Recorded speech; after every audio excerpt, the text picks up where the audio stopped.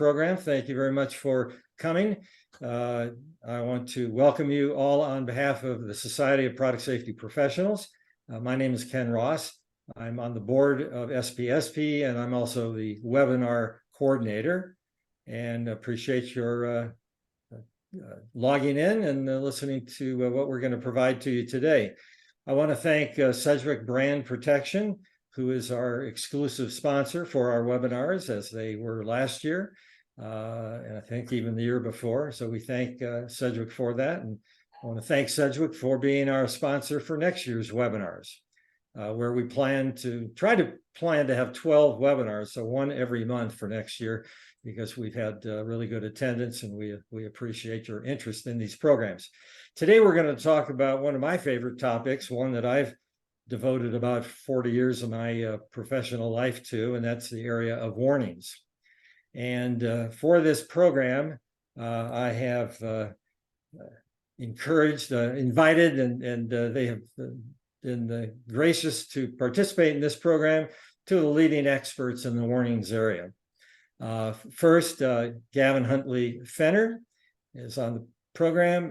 Gavin has been working in the warnings area for decades, and I like to say this because it makes me sound smart. Gavin has a PhD in brain and cognitive studies from MIT, and not sure what that means exactly, but it sounds like it could be important for the warnings area. So, and I've worked with Gavin over the years, and he has a lot of very interesting insights into this area. Next, Steve Hall, who I've also worked with for decades. And Steve is a warnings expert, communications expert, works for Applied Safety and Ergonomics, and is, for today's purposes, is going to talk about the leading standards in the warnings area, which is called ANSI Z535, and he is the chair of that standards group, and it's the most important area that anybody who works in the warnings area should understand. And he's going to talk about where the standard is going or not going in the future, and where it is today. And I'm going to be the moderator, and I'll throw in my 2 cents. And being a lawyer, I always like to be sure that you understand the legal basis of many of the issues that we're going to be talking about. But as I said, I've devoted a lot of my professional life to the warnings area. I helped develop the ANSI Z535 standards starting in the 70s, co-authored a leading guide to warnings in 1980, has worked on industry-wide warning label projects, testing projects, and have advised lots of companies on warnings, and have defended lots of cases where inadequate warnings have been alleged. So I've got a lot of legal experience with it, but we will get into this. So we're going to talk about a little bit. We've done the introduction. I'm going to throw in a few slides, talk quickly about the legal basis for warnings. Steve's going to talk about the ANSI Z535 update. Gavin's then is going to talk about some important issues within that during the questions, and then I'll be monitoring questions during their presentations, and we'll throw out any questions at the end that we should have the full group listen to. So, first issue to get out of the way. Oh, one thing before I forget. These slides, the webinar link, and reference material will be posted on the SPSP website in the webinar archive. So if you want other people to see this program, it'll all be fully available to them, and hopefully we'll provide you more information, because we can't certainly get into that much detail in an hour. So we're trying to make you aware of the issues, understand the importance of it, understand the complexity of it, and allow you to then do more research and reading, so you can feel more comfortable with what you're doing at your company and with the warnings that you have with your product. Anyway, the first thing to get out of the way is the concept which many of you have heard about, which is called variably the safety hierarchy. And it is, interestingly, both a legal concept and an engineering concept, and the government certainly subscribes to it. And all it's saying is that if you can make the product safer and you don't have to warn, you're better to do that. And we all know why, because warnings are not as effective as designing a safe product. But that's not that helpful when you figure out, well, how far do I have to go to design my product safely? Where do I draw the line? And when can I rely on warnings? So that's one issue. But I still believe, leaving that aside, that the safest designed product still needs warnings and instructions. And therefore, this is helpful, but it's not that helpful. But certainly when you get into a product liability case, the plaintiff's experts will say you should have designed it more safely and not relied on warnings. The injured didn't follow the warnings and they got hurt, and you're liable because you could have made the product safer. So, but we're going to assume for today's conversation that you've designed it as safely as you can. And so we've got residual risk, and we need to warn or instruct about it. So now warnings are both on the product itself or attached to the product in some way, or in instruction manuals. Today, we're going to talk about warnings that are on the product. Next month, we've got a webinar on instructions, and they're with people from the ANSI Z535 Committee, the subpart on instructions, and they'll be talking about how to incorporate the safety information in the instruction manual. So, but today we're going to focus just on product labels. So this is what the law says. And these are the things they talk about in when are warnings required. Now, there are a couple of exceptions. You're not required to warn about obvious hazards. I'll talk about that in a minute. And the hazard must exist during reasonably foreseeable use or misuse. And I know all you product safety professionals love to see that phrase and roll your eyes and said, what the heck does that mean? I can foresee anything. Well, unfortunately, if you ever get into a product liability case, the jury gets to decide whether a particular hazard is reasonably foreseeable, and even if it's misuse of a product, was it reasonably foreseeable, and did you warn about that? So how far you have to go there. So that's a big unknown.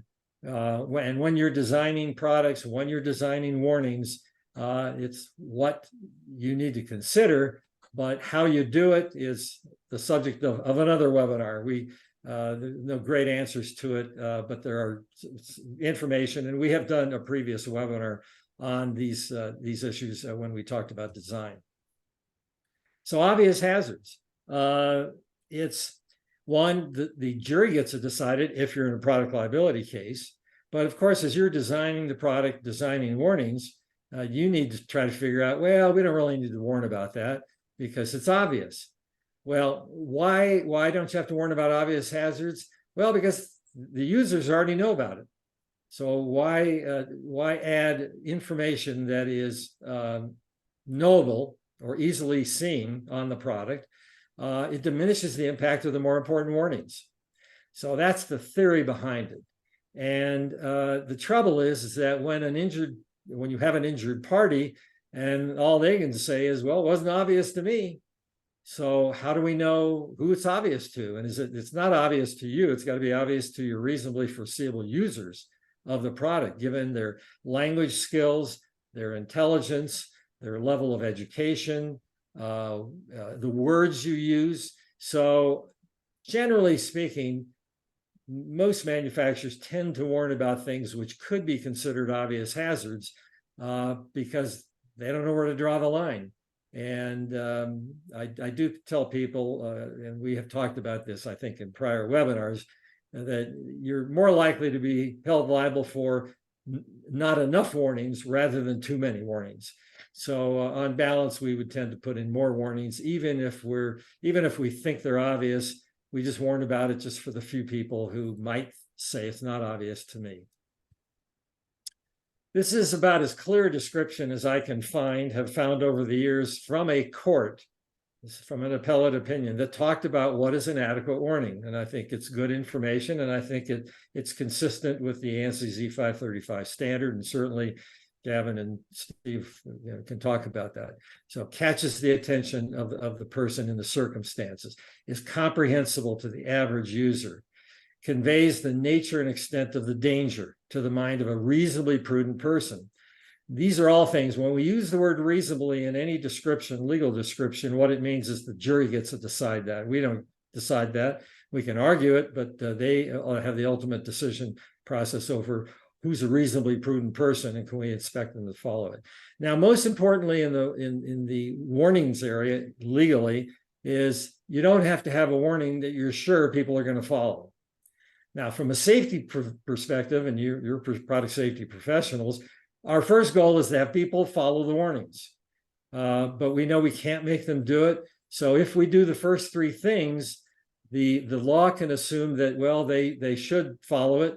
And if they don't, then the jury gets to decide whether you should have done better or not. But at least that's sort of the best you can do. But we'll talk about that later when we talk about testing issues involving warnings.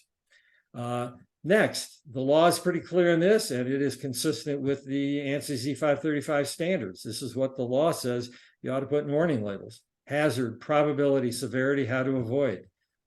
Pretty commonsensical. It gives the consumer enough information to decide whether they want to use the product, and if they use it, how to use it safely.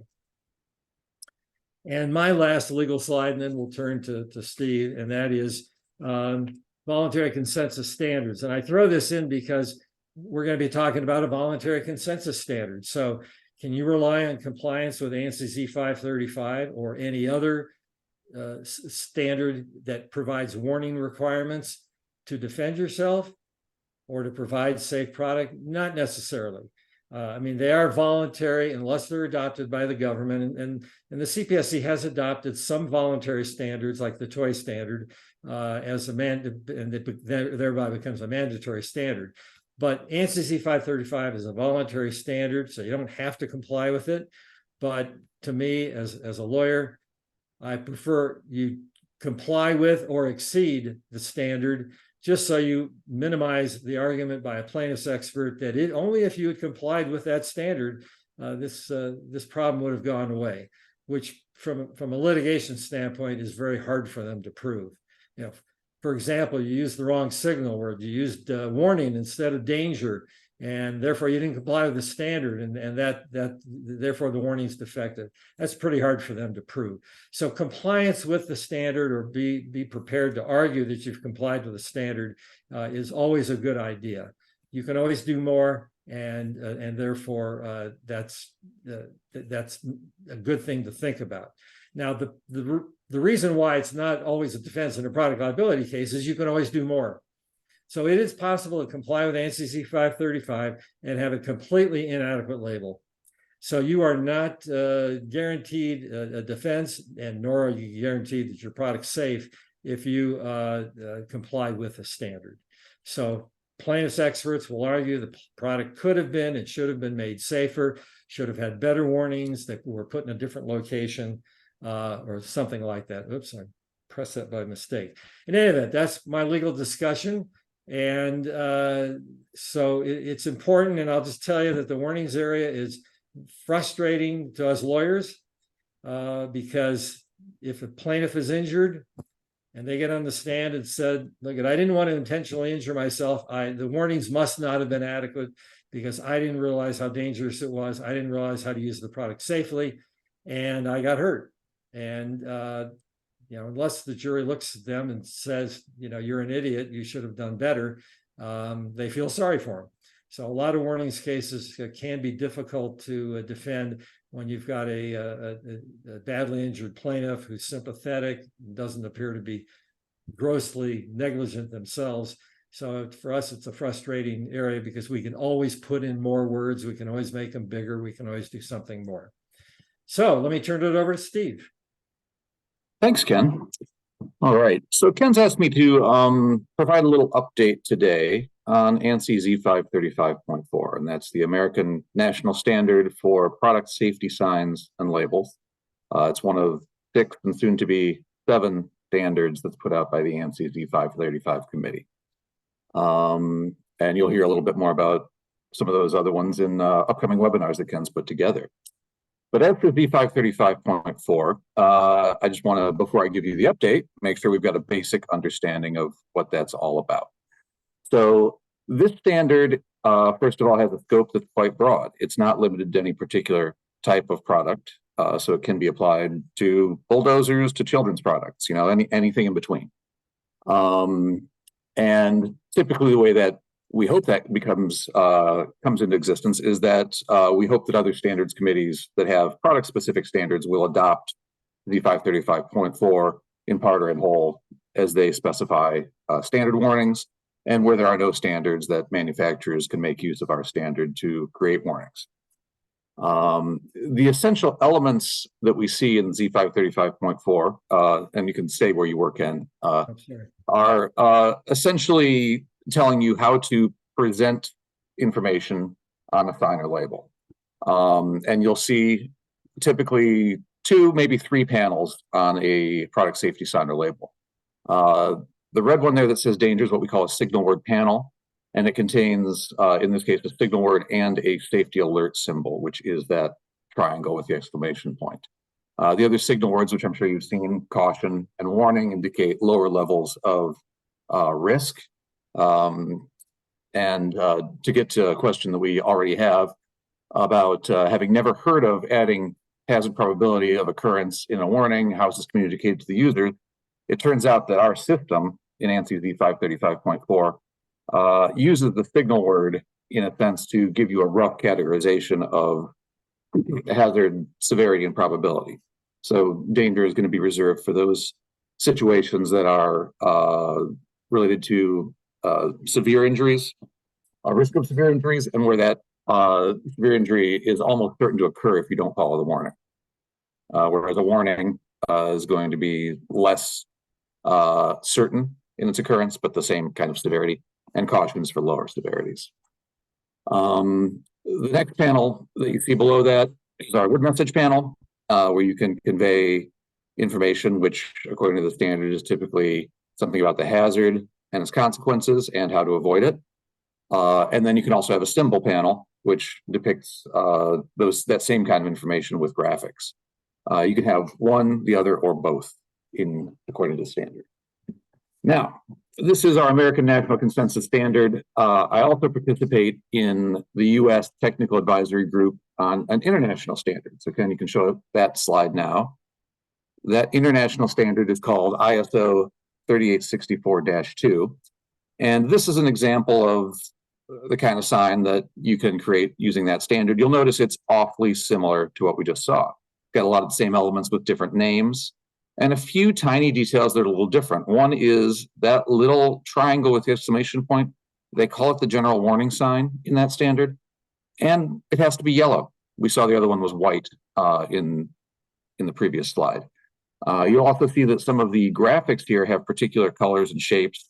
We've got the red circle and slash for prohibition, the blue circle, which is a mandatory action sign, and that yellow triangle is actually used in other cases for particular hazard symbols. Those graphics are sort of the essential core of the ISO 3864 approach. So one of the things that's happened over the years with these two competing standards is our committees have looked at how can we harmonize. And so if you look at the next slide, Ken. Steve, before you go, can I just do one thing? Because of that question, I just want to be sure everybody understands. So I said that the law and standards require hazard, probability, severity, how to avoid. The word warning combines the probability and severity in the definition of it. So to the extent a consumer understands what the definitions are, and we talk about those in the instruction manual, that helps, not fully does, but it helps to identify probability and severity. And then in the ISO slide here, it says can cause electric shock. So if it were a danger, it would say will cause electric shock. So will and can differ depending on the signal word used. So those four, so when we're doing warnings, we think about the 4 requirements and make sure that we can at least point to something on that warning label that meets all of those requirements. And it's possible that one of them is obvious, like how to avoid the hazard. Maybe you don't need to say anything about it, but we always think about it that way. So thanks, Ken. Yeah. Okay. So one of the things that's already happened in terms of harmonization is Historically, the ANSI Z535 standards used safety alert symbols that you see on the left there that are either white or black, depending on the background color for the particular signal word panel. But since the 2006 editions, ANSI Z535 has also allowed these yellow variants, which correspond exactly to what ISO calls the general warning sign. The importance of that is, with that subtle change, you could now generate a product safety sign or label that has all of the elements that are mandatory in both of the standards and have one label that actually meets both standards. Now, it's still possible to create a label that meets one standard and not the other. For example, you can still use the safety alert symbols you see on the left there and have just an ANSI compliant label. Or there's other things you can do that are just going to be ISO compliant. So that brings us to what's been happening lately with the ANSI Z535.4 standard. And a lot of the proposals we've been getting have essentially been around how do we continue this harmonization and in what way are we going to do that? To what extent are ISO and ANSI going to become more similar? So one of the first proposals, Ken, if we skip ahead here, was essentially for us to phase out those original ANSI safety alert symbols and just go with the yellow background for all ANSI labels. And so the proposal was to add this note in red, and then in subsequent editions to actually phase out options A, B, and C that you see on the screen in front of you. And what that would effectively do is make all ANSI Z535 compliant labels also meet ISO 3864-2. Well, this was considered by the committee, and ultimately this was rejected. And you'll hear that pattern a little bit as we go through some of these other proposals that we looked at in this revision cycle. Essentially, the committee did not feel the need to completely harmonize with the ISO standard and to sort of eliminate the historic formats that ANSI Z535.4 has permitted. So that's one example of a proposal that did not pass. Now, I just mentioned that you can create ISO 3864-2 product safety signs and labels that are in formats that do not meet ANSI Z535.4. One example is on the next slide. So this is actually taken straight from ISO 3864-2, and you'll immediately notice something striking about this. There are no words. Now, if you think about what ISO is, this is an international standards body. The delegation is made up of different countries coming together to create a standard for safety signs and labels. And as you can imagine, when you have different countries coming together that all have different languages that they're concerned with, trying to make a standard that requires you to use words becomes challenging, because then the question is, well, which words and in which language and in how many languages? So there becomes a need to have formats that allow you to create wordless safety labels. And that's exactly what ISO 3864 does. And this is an example of one of them. And if you sort of read those hieroglyphics, you can figure out that there's an electrical hazard, that you shouldn't use a tool to open this thing up. You shouldn't have wet hands. You shouldn't get the thing wet, and you should unplug it. That's at least what I think the intent is. And that's always the problem with symbols. Is that, am I interpreting it correctly? You be the judge. I want to interrupt on that because I love this slide. I mean, I love this label. I think I've used it for decades in seminars, because I asked the audience, I said, what do you think these symbols mean? And the third circle, the red circle and slash, well, don't use it in the bathtub. That's the way they interpret it, rather than don't insert the product in water. It's like, well, okay, or don't use it with sweaty hands. That could be the other, so symbol, this is a good example of the different interpretations of symbols, and how if you're going to use symbols, and Gavin's going to talk about symbols, you got to be careful. And then, do you want to test those symbols if they haven't already been tested or not common usage, to be sure that your users understand what these symbols mean, because you're relying on full symbols. The lawyers have been very reluctant to tell their clients that they can come up with symbol-only warning labels. We've been kind of scared because in the US, it's harder to defend. So we've been a little reluctant, and we've probably caused the ANSI Z535 committee members to not approve this the move toward ISO standards, but that's another story. Go ahead, Steve. I just want to add one thing. This is Gavin, Huntley-Fenner here. So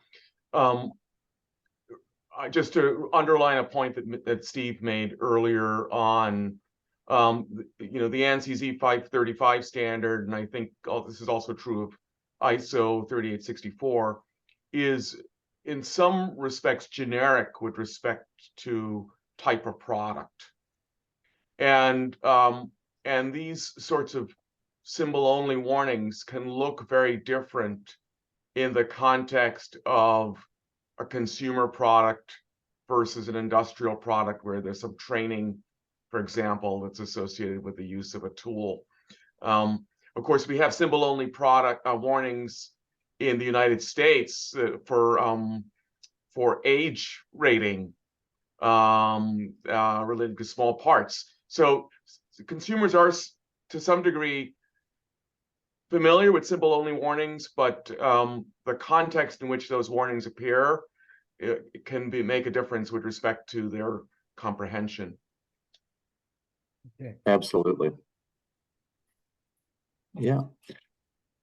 So from the ANSI Z535.4 committee standpoint, one of the things we've wrestled with for a long time is, well, what do you tell a manufacturer who faces essentially a conundrum? They want to manufacture a product and they want to sell it in multiple markets. They want to sell it all around the world.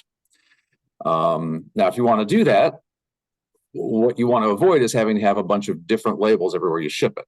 You have different SKUs. You have to, have a lot more complexity in terms of your supply chain, because you have to make sure you're only shipping it to, the places where that SKU has the right languages on it. If you have languages, it presents some challenges. So there's a desire to say, well, to what extent can you allow us to use wordless labels where we don't have to translate to the local languages?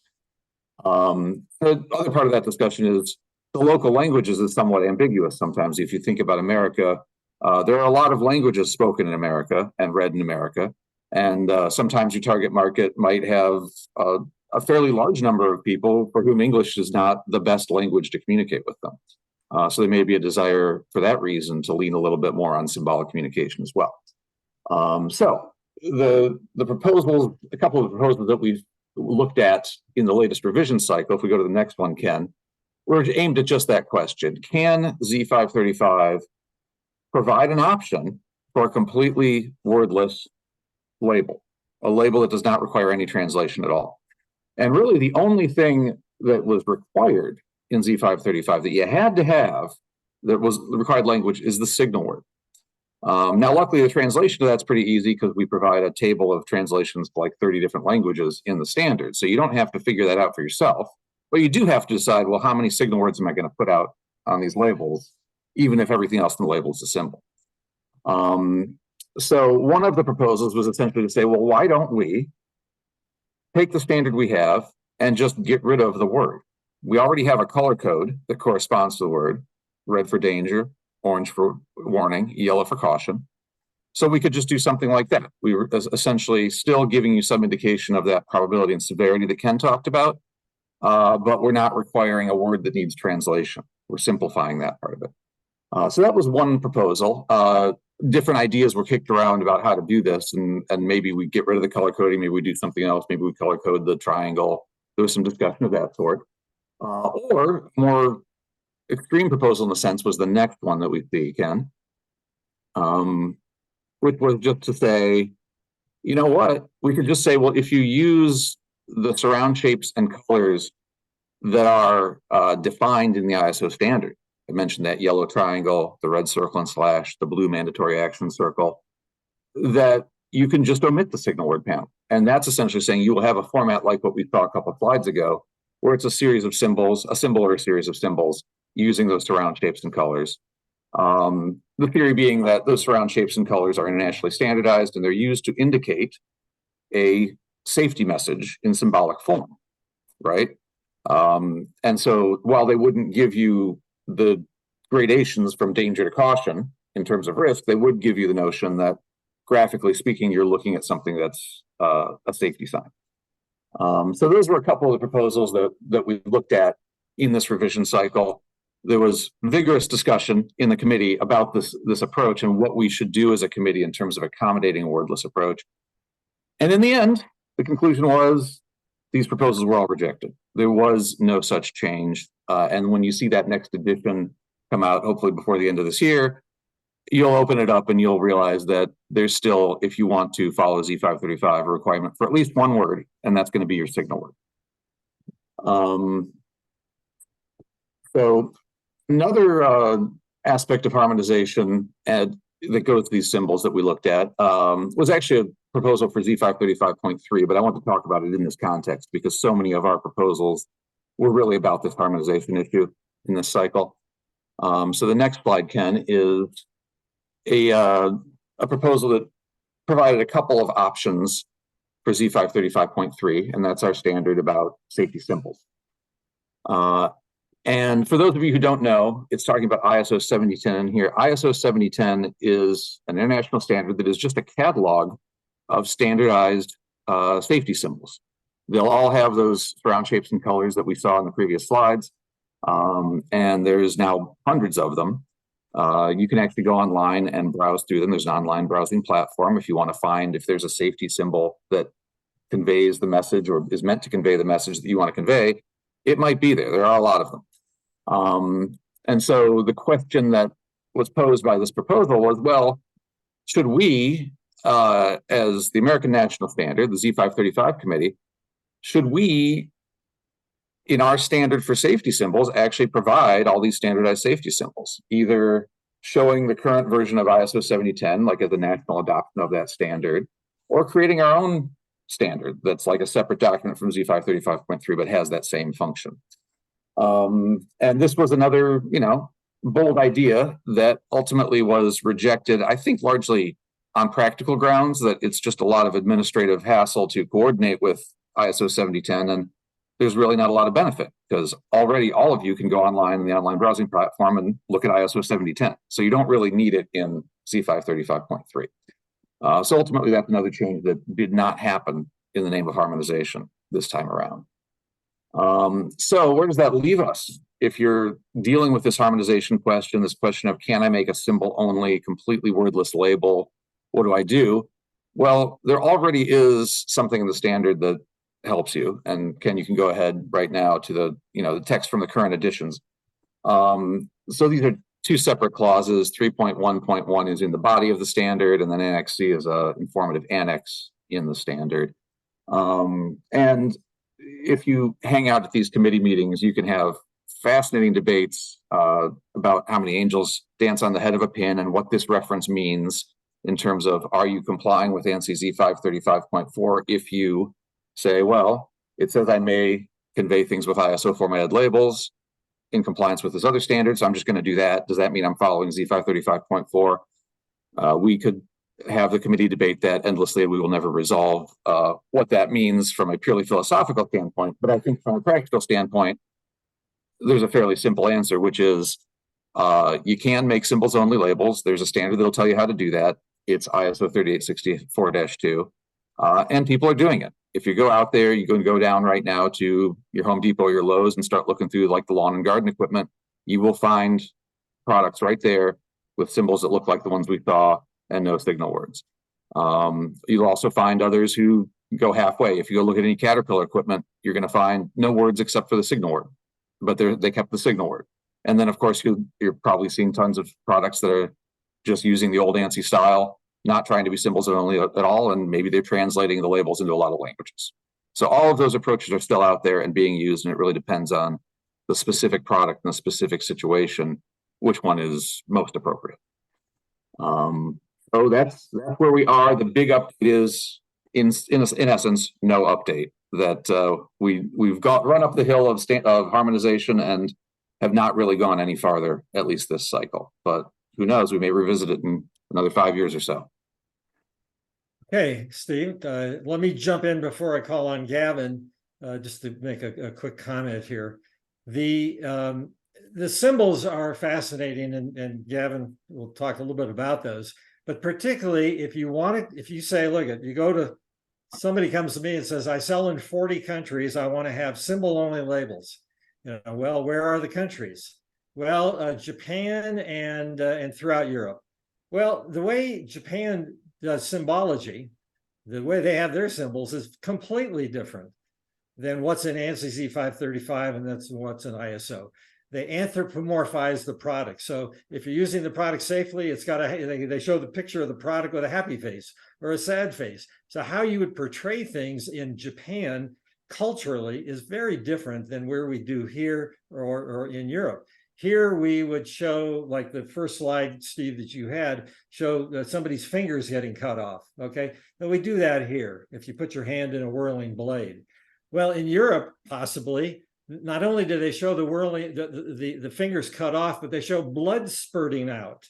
Because in Europe, particularly in the UK, I've had experience with, they love to show the exact consequences. Either I've had them show pictures of dead people who didn't follow the warnings. So the cultural differences have to be considered. And that's why when people come to us and they say, I sell in 40 countries and I want to have one set of symbols, I said, well, I'm just talking about the US. I think that it would be hard to defend, but it depends on what the symbols are, which goes to what Gavin's going to talk about, and that is, so how do you figure out whether your symbols are understandable? One last thing to point out, Z535 is a bit more of a design standard as opposed to a performance standard. It doesn't tell you exactly what you have to say. So when you're doing labels, you want to identify the product-specific standard that applies to your product, if there is one. Certainly any UL product, you got to look at the UL standard. That UL standard will tell you what warnings have to go on your product, exact words. So you got to comply with those things first. It'd be nice to comply with that and Z535. Sometimes they're inconsistent, but you need to do your product specific standard first because that's the most important safety piece of it. So Z535 comes in above the product specific standard, but assuming that there's no product specific standard, Z535 lets you put whatever words you want in there other than the signal word. It helps you with the signal word, but after that, it's your choice, which is why compliance with Z5, you can comply with Z535 and still have what would be considered by a jury an inadequate warning label, and certainly from a safety standpoint too. So that's sort of the big question of how do you figure this out. Our first goal is to provide a safe product where people follow the warnings and don't get hurt. That's of course, our primary goal. But we as lawyers, we always want to say, yeah, but if an accident happens, how do we defend the adequacy of that warning? So with that, let me turn it over to Gavin, who I've thrown out 3 topics to talk about. We'll see if you can get to all 3 of them or not, but we'll go with that and take over, Gavin. Well, just a couple of things to say. I mean, I'm glad that you mentioned that ANSI Z535 doesn't tell you precisely what to say. And I think it's important to recognize that there's always some decision-making about content. And when it comes to compliance with the information that's provided, assuming that it's all there, we're seeing that there's maybe an indirect relationship between compliance and some of the factors we've been talking about, like the addition of symbols or the colors and the signal word and safety alert symbol, etc. I'd like to start maybe by talking about symbols and reminding the audience that symbols don't have meaning in and of themselves, and this, you see evidence for this in some of the things we've been talking about, where you show people an arbitrary range of symbols or set of symbols, and you ask them what words come to mind, and you get a wide range of examples of words, some of which may be related to the topic that the symbol is supposed to draw your attention to, and some of which aren't. So that's something to remember. And in fact, the research with respect to symbols and warnings shows that training is quite an important factor in comprehension. So if people are exposed to symbols in a structured context, they see a relationship, they learn the relationship between the symbol and the text or the hazard that they're supposed to be concerned with. So big picture then, symbols are a way to draw attention to warnings. They may help with compliance indirectly by drawing attention, making it more likely that a warning would be noticed and read. And potentially they can help with comprehension to the extent that the symbols themselves are transparent to the audience in question. One of the interesting questions that's come up in our discussions preparing for this webinar has been, how do you test for comprehension? And what are the strengths and weaknesses of a multiple choice versus an open-ended Q&A approach to testing for symbol comprehension, for example? The idea is that if you want to know whether a symbol is going to be, how a symbol is going to be interpreted for a warning, you can present it together with the warning and then ask people what the warning as a whole means. Or you can present people with the symbol and ask them, well, what words come to mind now that you've seen this symbol? Or you can present someone with a pair of symbols and say, which one of these best represents don't touch when it's hot? Those are all different ways of testing for comprehension. The upshot of the research literature is that the most valid way of assessing comprehension, particularly of symbols, is to ask people, just in an open-ended way, what is the correct interpretation of the symbol or the warning or the array of signs, what have you, that you're looking at. And of course, once you do that, you then come square up against this question of familiarity, training, cultural differences, and as a warnings designer, you need to pay attention to these factors. Perhaps you're going to be making up instructions or warnings for a product that's going to be used in a workplace. Is it reasonable to expect that there should be some training or qualifications required to use the tool? Is that something that you would require that your customer, or expect that your customers understand before they provide their workers with the tool? What about additional equipment, associated products, PPE, etc.? Do the warnings make sense outside of the context of understanding that the tool is going to be used in some sort of protective context? So those are all factors that can affect the comprehension, the interpretation, and the compliance with a warning.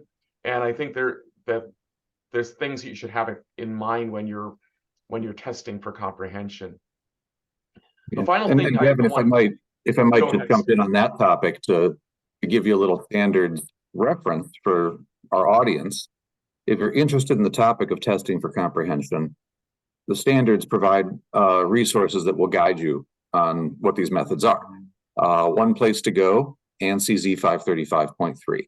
That's our standard for safety symbols. And it's got an entire informative annex, Annex B, that talks about procedures for testing for comprehension of symbols. So if you don't know about that, I highly recommend it. It's going to be a very practical guide for how to do these things. And one of the important things you'll find there is also some information on, how many people to test. Generally, they're looking at a minimum of 50, but there's some exceptions there. And acceptance criteria. How good is good enough in terms of this comprehension testing? And what you'll see is with that 50-person sample, the standard has sort of come to a criteria of at least 85% comprehension and less than 5% what we call critical confusion, which would be essentially getting the opposite meaning of the symbol or the dangerous meaning. So if it means don't touch and the viewer thinks it means please touch, that would be a critical confusion. So that's a good resource. The other resource is the ISO standards, and the 9186 series is for test methods for symbols. So lots of resources in the standards for this. Gavin, let me just point out something. What Steve said is those references are for symbols, not for the words on the label. And right. So you need to distinguish those two things. Secondly, be real careful before you go do symbol testing. I've had companies and industries that wanted to do it. And if you go out and test symbols that the industry has been using for 20 years, you better be careful, because unless you've got big problems with those symbols and having a bunch of accidents, you don't really want to go do that, because then you're going to have to change all your warning labels and in the future and worry about whether you have to recall your products because they have warning labels that didn't test effectively. So, consult a warnings expert before you go test labels, because most labels, most important symbols have been in existence for decades and have not had big problems, and you certainly don't need to test those. And Gavin, would you talk about, didn't hear you talk about testing the words too. Were you just talking symbols? Well, no, I was talking about symbols, but their comprehension testing of the words is also important. I think a nice example of that is if you're looking at instructions, for example, that contain warnings. And the comprehension testing isn't simply presenting someone with text and having them respond in writing to what they're reading. It often involves presenting someone with the text and then looking at how they interact with the product. So the behavior is almost as important, is actually more important than what they say they might understand or might not understand. One of the things I wholeheartedly agree with what's been said so far by Ken and Steve. I'd like to just add one more thing to what Steve said. One of the things I like about ANSI Z535.4 is they give examples of a good answer versus a mediocre answer. So again, just to highlight, it's really very helpful to go back and look at those annexes and to see how you might interpret your results and put together a comprehension testing program, etc. And then finally, multiple languages. Just very briefly here, we have this intuition that symbols are a solution to the problem of multiple languages, or the fact that we have non-native speakers who are looking at a given warning. And I think it's important to remember that there are significant cultural differences in how symbols are interpreted, and that symbols in and of themselves aren't a solution to the multiple languages problem outside of some broader context, and usually involving training.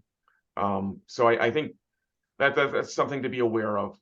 One example of that is traffic signs.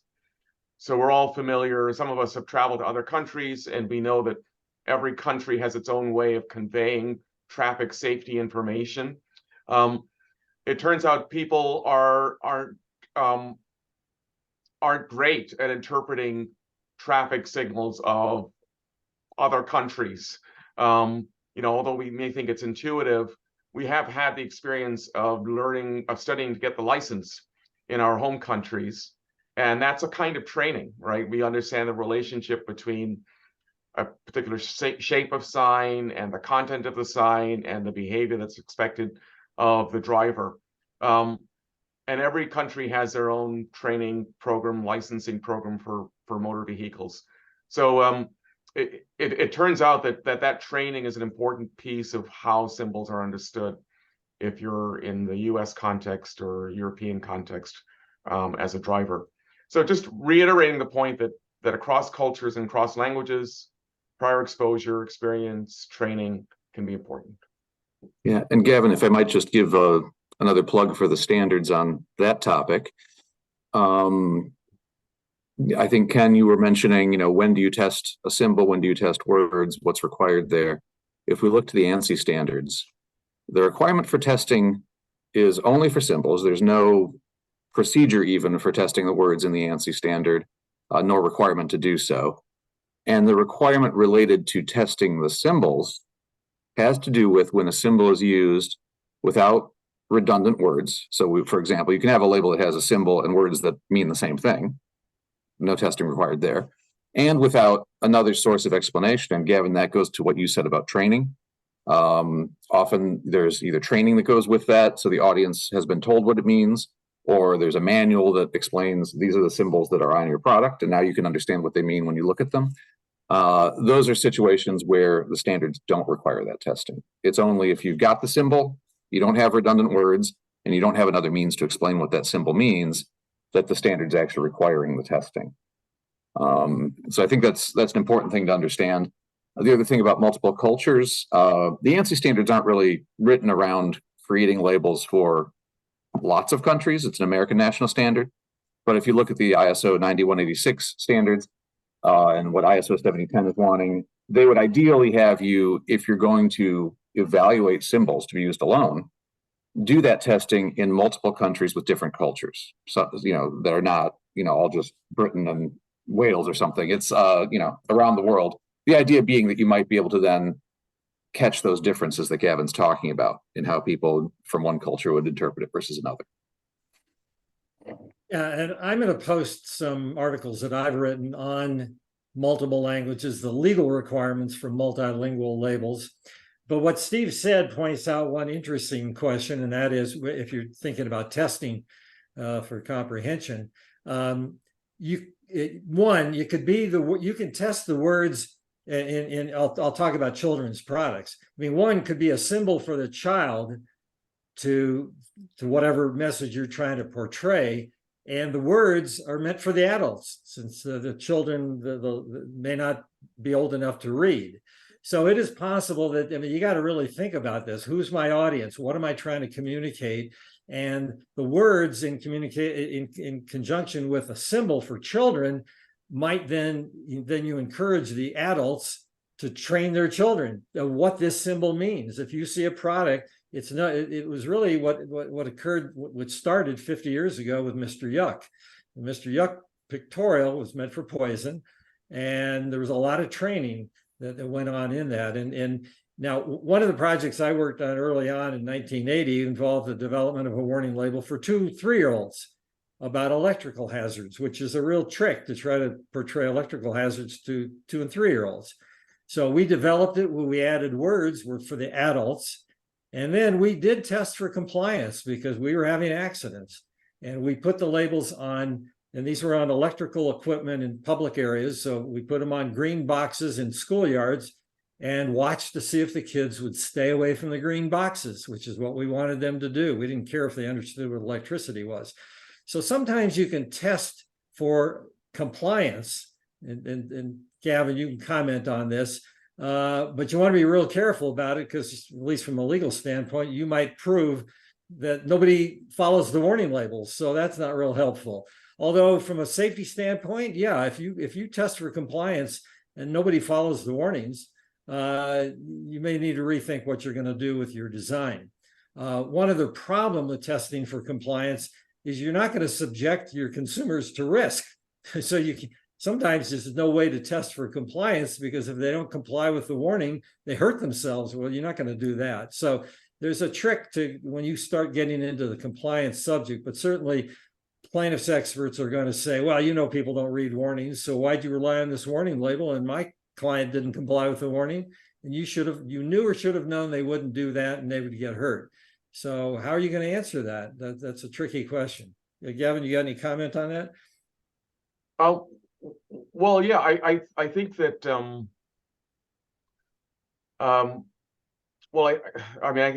multiple things I could say. I know there's some questions in the chat, but very briefly, I think testing for compliance is important.